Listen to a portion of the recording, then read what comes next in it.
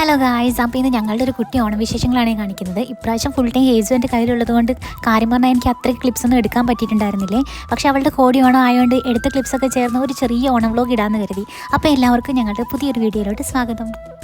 രാവിലെ ഞാനും പിങ്ങിയും കൂടെ പുറത്തിറങ്ങി കുറച്ച് പൂവൊക്കെ പറിച്ചിട്ടുണ്ടായിരുന്നേ. പിന്നെ അധികം പൂ കിട്ടാത്തതുകൊണ്ട് നവി ഇവിടെ ഫ്ലവർ ഷോപ്പിൽ നിന്ന് ഒരു ബുക്കേ കൂടി മേടിച്ചിട്ടുണ്ടായിരുന്നു, വൈറ്റ് ഫ്ലവറിൻ്റെ. പിന്നെ അവന് ഈ വാടാമല്ലിയുടെ ഒരു പൂ കണ്ടപ്പോൾ, വാടാമല്ലിയുടെ ചെടി കണ്ടപ്പോൾ അത് തന്നെ മേടിച്ചുകൊണ്ട് വന്നു കേട്ടോ. പിന്നെ ആ ഉള്ള പൂവൊക്കെ വെച്ചിട്ട് നവീനും വിശാലും ആൽബിനും വിഷ്ണുവും ചേർന്നൊരു ചെറിയ പൂക്കൾ ഇട്ടിട്ടുണ്ട്. ചെറുതാണെങ്കിലും ഓണത്തിനൊരു പൂക്കൾ ഇട്ട് കഴിയുമ്പോൾ ഭയങ്കര സന്തോഷമാണ് അല്ലേ. ഇപ്രാവശ്യം അച്ഛനും അമ്മയും നാട്ടിൽ നിന്ന് വന്നപ്പോൾ മുൻകൂട്ടി പറഞ്ഞ് പ്ലാൻ ആക്കിയിട്ട് ഓണത്തിന് ഡ്രസ്സ് ഞാൻ കൊണ്ടുവരിപ്പിച്ചിട്ടുണ്ടായിരുന്നേ. ഇവിടെ പിന്നെ നമുക്ക് ബേബി ജെൻഡർ നേരത്തെ അറിയാവുന്നത് കൊണ്ട് ബേബി ഗേളാണെന്ന് ഞങ്ങൾക്ക് അറിയാമായിരുന്നേ. അതുകൊണ്ട് തന്നെ ഞാൻ 28 കെട്ടിനും ഓണത്തിനും ക്രിസ്മസിനും ഒക്കെ വേണ്ടിയിട്ടുള്ള ഔട്ട്ഫിറ്റ്സ് കൊണ്ടുവരിപ്പിച്ചിട്ടുണ്ടായിരുന്നേ. ഞങ്ങൾ റെഡിയായി എത്തിയപ്പോഴത്തേക്കും പൂക്കളൊക്കെ ഓൾറെഡി ഇട്ട് കഴിഞ്ഞിട്ടുണ്ടായിരുന്നു. സദ്യയുടെ ഒരുക്കങ്ങളൊക്കെ ഞങ്ങൾ തലേന്നെ തുടങ്ങിയിട്ടുണ്ടായിരുന്നേ. കാരണം ഇന്ന് രാവിലെ എല്ലാം കൂടി എന്താണെങ്കിലും എത്തിപ്പിടിക്കാൻ പറ്റില്ല നമുക്ക് ഉറപ്പായിരുന്നു. അതുകൊണ്ട് സാമ്പാറും അവിയലും കൂട്ടുകറിയും വെള്ളരിക്ക പച്ചടിയില്ലേ, അത് നമ്മൾ തലേന്നെ ഉണ്ടാക്കി വെച്ചിട്ടുണ്ടായിരുന്നേ. ഇന്ത്യൻ ഐറ്റംസ് നമുക്കിവിടെ കിട്ടുമെങ്കിലും ഈ മുരിങ്ങക്കോലും വെണ്ടക്കായ അതൊക്കെ കുറച്ച് റെയറായിട്ടേ കിട്ടുള്ളൂ, വാഴക്കായൊക്കെ. അപ്പോൾ അതൊക്കെ നബീലയും വിശാലും അവർക്കൊക്കെ അവരുടെ അടുത്തുള്ള ഇന്ത്യൻ സ്റ്റോറിൽ നിന്ന് സാധനം കിട്ടിയതുകൊണ്ട് മേടിച്ചുകൊണ്ട് വന്നിട്ടുണ്ടായിരുന്നു. അപ്പോൾ ഞങ്ങൾ തലേന്ന് ഇത്ര ഐറ്റംസ് റെഡിയാക്കി വെച്ചിട്ടുണ്ടായിരുന്നു. പിന്നെ സദ്യക്ക് ഫിഷ് ഫ്രൈ വേണമെന്ന് നവിക്ക് ഭയങ്കര നിർബന്ധമായിരുന്നു. അപ്പോൾ ഞങ്ങൾ ചോദിച്ചാൽ പിന്നെ മീനും കൂടെ വറുത്തേക്കാണ്.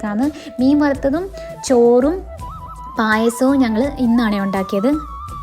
സാധാരണ നാട്ടിൽ നിന്ന് വരുമ്പോൾ നമ്മൾ ചിപ്സും ശർക്കര വരട്ടിയും ഒക്കെ കൊണ്ടുവരും, അതിൻ്റെ സ്റ്റോക്ക് ബാക്കി ഉണ്ടാവാറുണ്ട്. പക്ഷേ ഇപ്രാവശ്യം ആരുടെ അടുത്തും ശർക്കര വരട്ടി ഉണ്ടായിരുന്നില്ല കേട്ടോ. പിന്നെ നമ്മൾ ഇവിടെ ഇന്ത്യൻ സ്റ്റോറിൽ അന്വേഷിച്ചപ്പോൾ നമുക്ക് ശർക്കര വരട്ടി കിട്ടിയില്ല. അതുകൊണ്ട് നമ്മൾ ശർക്കര വരട്ടി ഡയറക്റ്റ് ഉണ്ടാക്കാമെന്ന് വിചാരിച്ചേ. നിങ്ങൾക്കറിയാം, എന്നാലും ഞാൻ പറയാമെന്ന് പറയുന്ന ഒരു അങ്ങനെ പറഞ്ഞിട്ട് തുടങ്ങുന്ന ഒരു യൂട്യൂബ് ചാനലില്ലേ, അതിനകത്ത് നോക്കിയിട്ടാണ് ഞാൻ പൈ ശർക്കര വരട്ടി ഉണ്ടാക്കിയത്.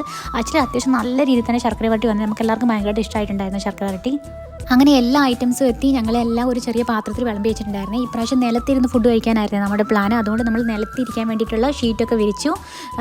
ബാക്കി ഐറ്റംസൊക്കെ ചെറിയ ചെറിയ ബോൾസിനകത്താക്കി എടുത്ത് വെച്ചിട്ടുണ്ടായിരുന്നു. പിന്നെ ഡയറക്റ്റ് ഒഴിച്ചു കൂട്ടാൻ പറ്റുന്ന അല്ലാത്ത ബാക്കി എല്ലാ കറികളും നമ്മൾ ഇലയിൽ വിളമ്പി വെക്കാൻ വേണ്ടിയിട്ടായിരുന്നേ പ്ലാൻ ഉണ്ടായിരുന്നേ.